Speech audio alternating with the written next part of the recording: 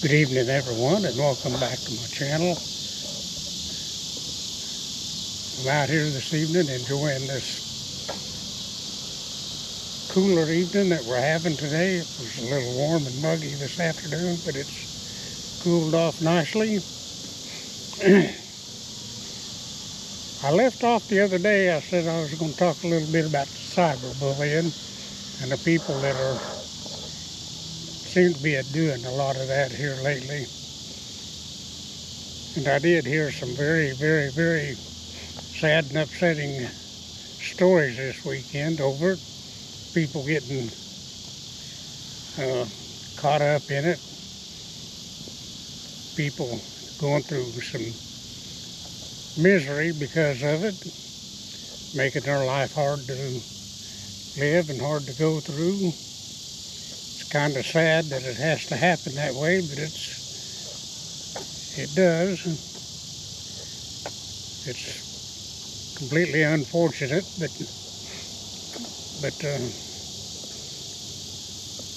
it's just part of the world we live in now.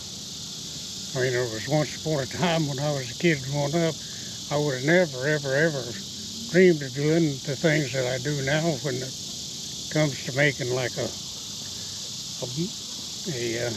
video for YouTube or whatever. Would have never thought that anything like that would have ever happened. Never even dreamed it. Never even figured that I would be able to talk to people from all over the countryside on a computer, be able to socialize, maybe even have some good conversations, and have some not so good conversations over the years with them. But anyway, that's the part of life now that we're into this part of the century and into this part of the way things are. Technology advancements. It's, like I said, it's sad, very sad that people have to suffer with the bullying that's been going on. I've listened to a story from a lady. I won't mention names, I won't mention anything, but other than the fact that her neighbor has really been giving her a real rough time, and it's all because he is that type of person. He's got a fairly good sized YouTube channel, not real big, not in the theme of things. I looked it up. There's approximately 349 million people in the United States. His subscriber base is about 750,000. His total views are somewhere around 4,000 to 5,000 on the average, maybe even a little less than that on the average. So, in the overall scheme of things, and the number of people that's even in the United States, and his, of course, is not only in the United States, but worldwide that he gets his viewers from. He's really kind of a small person. I mean, my channel is definitely almost nothing. It's just out here because I kind of want to write down or talk about a few of my things that I have on my mind that kind of bothers me a little bit. Some of it's just me rambling, because I do ramble a lot, and I've always said that. That's just the way I am. You're listening to who I am and how I am. You also got to remember that a lot of what you see on YouTube, unless you're watching a live stream, a lot of what you see has been edited, had all the bad things against somebody edited out, and they kept all the good things about themselves and the way things are. And it's sad, really, because you don't get to really know who the person is. You just think you do. I know I fell into that trap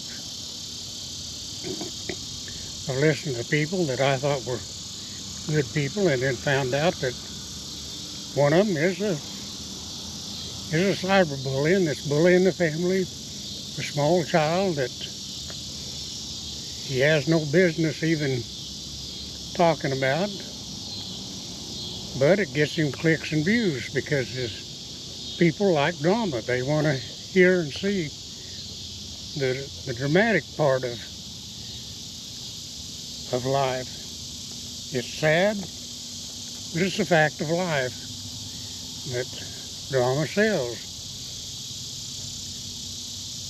Content creators, a lot of them, have found out that controversy will sell. They can get subscribers, they can get views, they can get more money that way. The man makes, I know he stated himself that he made over $2 million last year off of YouTube. That's a lot of money coming from a guy who does things the way he does, who talks bad about people, who calls people names.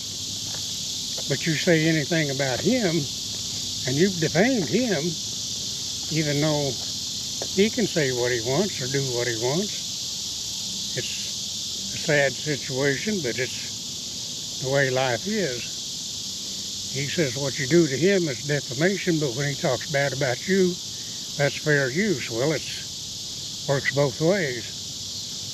If it's fair use for him, then it's fair use for somebody to speak about it the way he is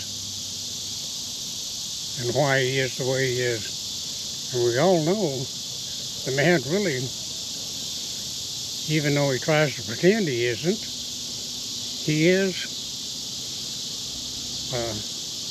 Does have a few misdemeanors in his lifetime. I don't think he has any felonies, but he does have a few misdemeanors. One of them is burglary. He's broke into one of his girlfriend's, I think, place of business, if I understand rightly, or broke into somewhere trying to get to her.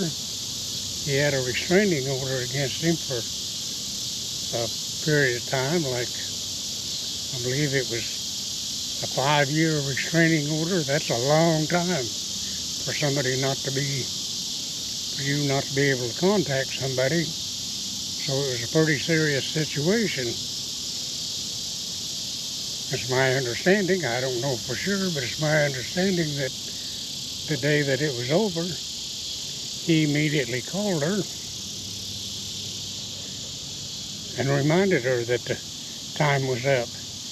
In other words, he was going to continue to stalk her. I don't know if he went through with it, but I mean, that's kind of the way it seems like, that he could say, well, I will do this in order to rattle your cage, so to speak. In other words, I want you to know that I'm me, I'm Mr. Powerful, I'm Mr. Everything. My understanding that he's one of the type of people who will go into a place and start yelling at people about, do you know who I am? Do you know who I am? Because he does have a YouTube following, like I said, a very small percentage of the world overall, and even of the United States overall. When you figured out what he's got, I think I figured it out, it was like 0.2% of the population of the United States on his subscription list, and that's if all of them were subscribers from the U.S., which they're not. So that's, like I said, that's a very small percentage. You know, a lot of people aren't going to know you. A lot of people, I mean, hardly nobody knows me anymore. Most of the people that I was around are are all scattered out across the country. Most of my family's all gone. I don't have a whole lot left. Got some friends and acquaintances around here where I'm at, but I mean, I'm not very well known at all as far as, and I'm sure not known to anybody outside of my little circle of friends that I have, or the people I listen to on YouTube. But anyway, that's Cyberbullies' way. I wish YouTube would do something, but they look at the bottom line. They see the money it brings in, the ad revenue, so they let it go. Which, like I said, is a very sad situation that YouTube is that way, but they're like everybody else. They say they're a business, they have to make money, so they're going to make money irregardless. I just wish that they would learn that sometimes profiting off of people is doing a lot more damage to persons than what their few dollars in advertising can bring in. But it's the way it is. Well, anyway, that's all I'm going to say for now. Hopefully I'll talk about this more as time goes along. I want to thank you all for listening. You all have a great day, a greater tomorrow, and a fantastic rest of your life. Thank you.